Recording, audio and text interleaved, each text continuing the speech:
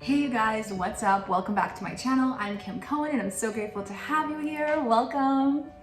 Today I wanted to talk about, I'm going to continue my dream series just because it inspired me and I just started remembering like a million cool things that I can do in dream time. So I just thought I'd share this with you. This is something that's been so healing to my heart and soul for a very long time.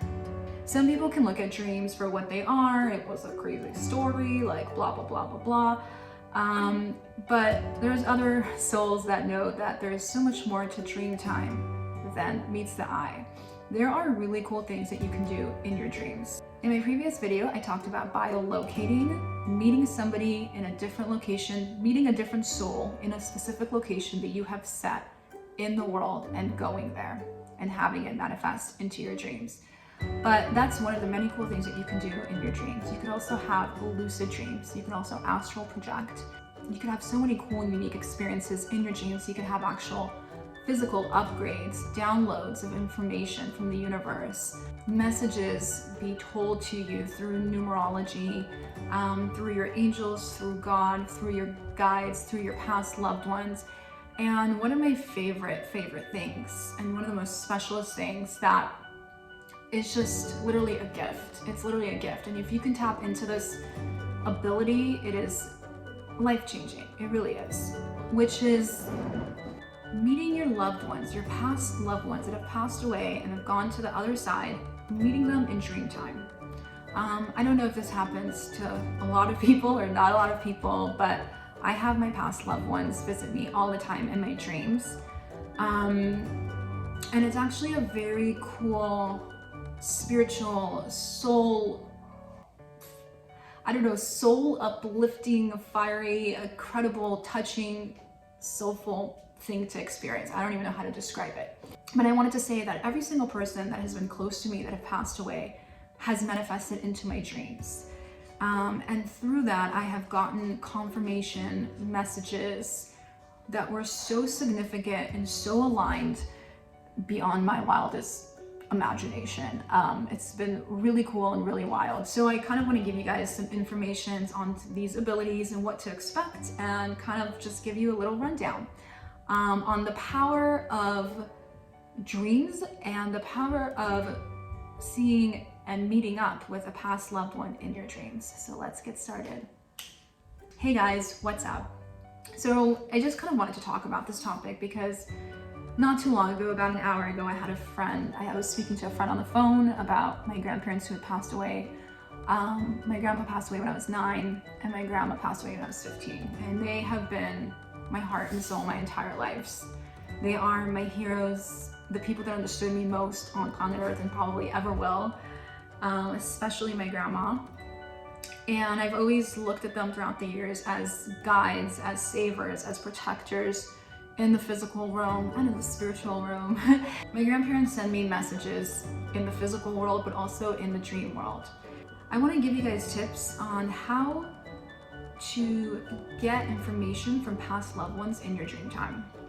One of the most important things to do, first and foremost, is to actually understand in your dreams that they are no longer alive in real time. Now, once you do that, it is a bit conflicting in a sense, but this is the part that's going to turn this dream into a lucid dream where you have more control of it and it feels a lot realer if you can distinguish that it is a dream. So I'll give you guys an example of this.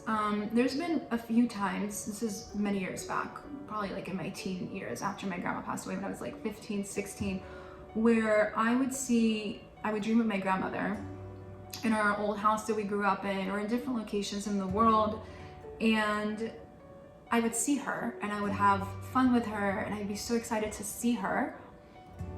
And then there would be a moment where I would look at her and something subconsciously would turn on this light, and there was something that she would say or something that would go down that wasn't aligning. And it would pop up the thought process of, wait a minute, you passed away. You're not alive anymore. Now, you have to be very careful when you have this thought process.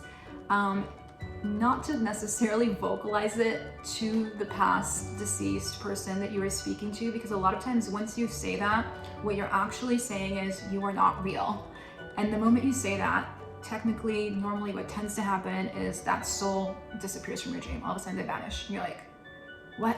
Wait, no, like I missed you. I want to see you. I want to spend time with you. And all of a sudden they vanish because you basically told them you are not real and you do not exist and you are not alive.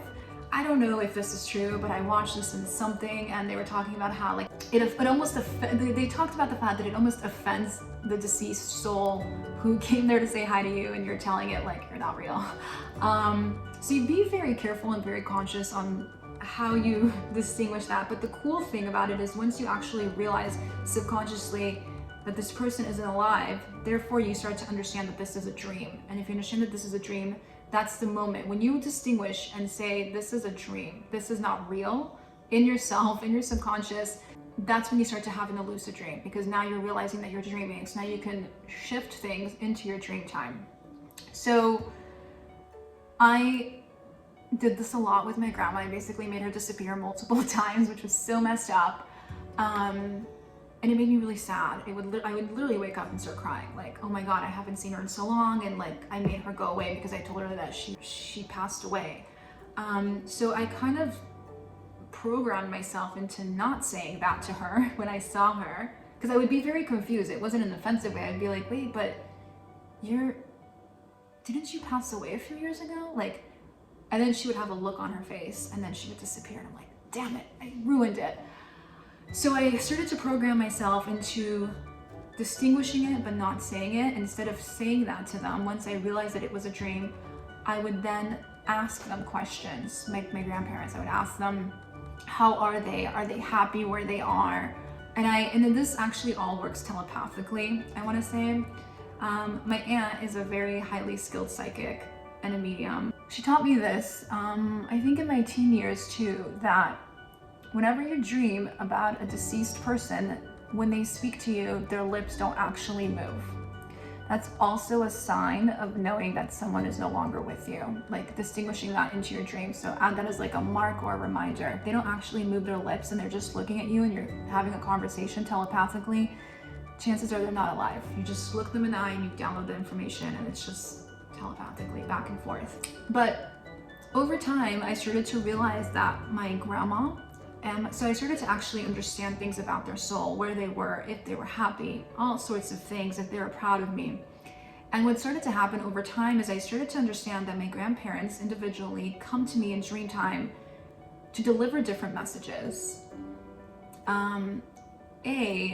A lot of times I'm used by my grandparents to give messages to my mom. They were my mom's parents. So through sharing something that I had in my dream that they told me or that they said, it like totally triggers something inside of her that she gets blown away by every single time. Which is really cool and touching that I can do that. I could be the middleman in distributing the information. Secondly, I've distinguished, like I said, that my grandparents both appear in different situations. So with my grandfather, for example, I don't see him that often. My mom actually dreams about my grandfather a lot, but not my grandma. I dream more about my grandma, but not as much my grandfather. But in my dreams, my grandfather is where I always see him in a crowded place. So there's always a lot going on. It's like at a wedding, it's like at a crowded place, right? And I just somehow appear in this location and there's so much shit going on. There's people, there's talking, there's music, there's crazy shit. And somehow I'm placed in a place where I see all the madness and everything becomes a blur, and I like single-handedly just zoom into him from across the room. And he'll always look at me and smile, like smirk at me and like be like, you know, like I don't even know how to explain it. It's all telepathic and so soulful, but he'll always look at me and smile and just kind of not salute me, but like it's always like that. It's always this gesture of like, I'm proud of you, keep going, don't stop. That's what my grandpa does for me in my dreams. He kind of lets me know that whatever I'm doing in the real world, he always gives me that confirmation to never stop, keep going, I'm proud of you, I'm watching you, don't stop, keep doing what you're doing, keep shining your light, I'm here, I'm watching you always, no matter what is going on. And so every time I dream of him, there's the same scenario.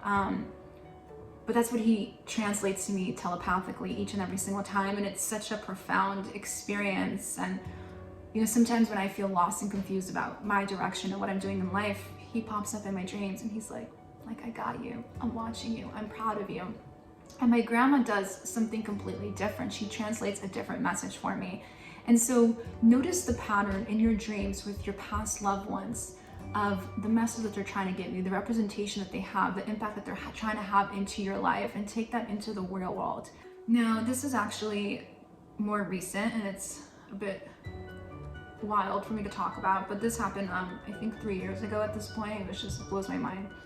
In 2018, I lost 3 friends in a tragic accident. They were YouTubers. They had a channel called High on Life on YouTube. And they lost their lives trying to save each other's lives. And they were dear friends to my heart. And the tragedy just came to me as a complete shock. I talked to them a few days before that. It made absolutely no sense. It was so incredibly traumatizing to me. I couldn't work for months. It was literally one of the most horrificest shit I've ever had to go through. It was horrible. They were all under 30. And I was trying to analyze, like, how did it happen? How they fell off of this waterfall in Canada. And I was trying to understand, how did they physically die? Were they in pain? I was trying to ask so many questions that like broke my heart and soul for their loved ones, for their families, for their souls. I was so conflicted. I was so confused. I was so broken over this. And because of my connection that I had with my grandparents, I knew that eventually, over time, I like trusted and knew that when the time was right, they would come into my dreams and tell me everything. And they did.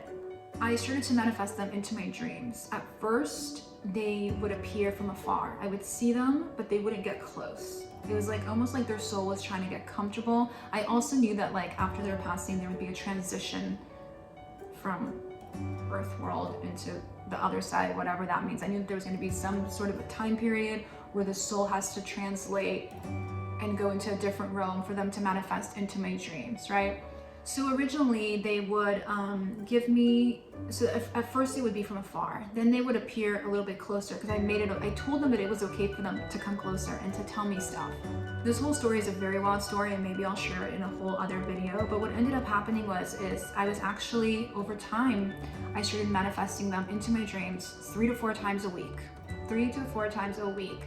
And they would give me all sorts of information. They would have soul conversations with me of things that like I couldn't figure out in the real world, and they would tell me the answers to. They would give me guidance. They would tell me to look out or look out for certain loved ones of theirs, to check up on certain loved ones of theirs. They would give me information in my dreams about their close loved ones and warnings, to make sure that the soul is okay, to make sure that they would basically give me all this information that I didn't even know was actually happening, and later on I confirmed it was actually happening, which was so wild. Does that make sense? So like they would tell me this is happening with this individual, make sure that they are okay, and I would reach out to people close to that individual, and I'm like, hey, is so and so okay? And they're like, oh no, they're actually going through this thing, and I'd be like, wait, what? That's crazy. And it was so specific. They were always so aligned. And over time, it just became this wild thing. It was going on for a few months.